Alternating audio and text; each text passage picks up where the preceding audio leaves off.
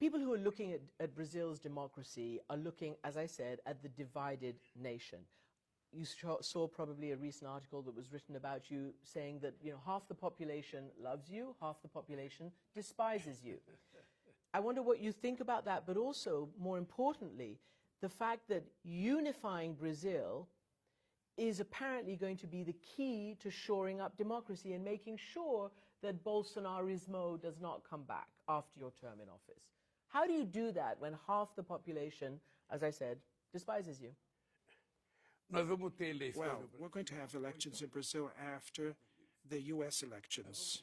And let's see what's going to happen in the U.S., because here there's also a split, much more or as serious as Brazil. The Democrats and Republicans are very split up. Love it or leave it, that's more or less what's going on. So in Brazil, we are a country that have more peace. The Brazilian, in his way of life, he likes to enjoy music and soccer and carnival.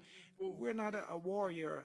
We're not a people that has that culture to hate. We don't have the hatred culture. What happened is that we had a fake news manufacturing, an industry that we not managed to fight under equal conditions. And I am convinced that not everybody that voted for Bolsonaro, it follows Bolsonarism.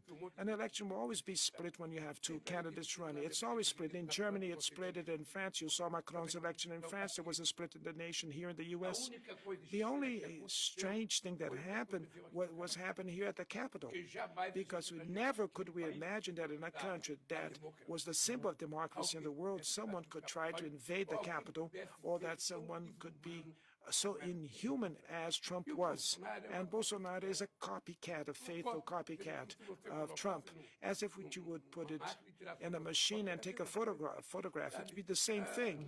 Bolsonaro and Trump, same. They don't enjoy trade unions, they don't like business sector, they don't like workers, they don't like women, they don't like black people, they don't like to talk with the business sector. That it's him and his lies. It's just him, and he doesn't enjoy to talk to the press. And so we changed all that. We changed all that, my dear Christian.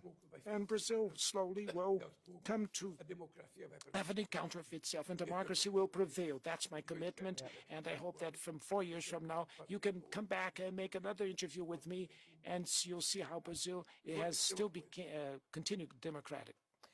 And let me tell you one more thing. Bolsonaro, there's no chance for him to come back to the presidency of the Republic.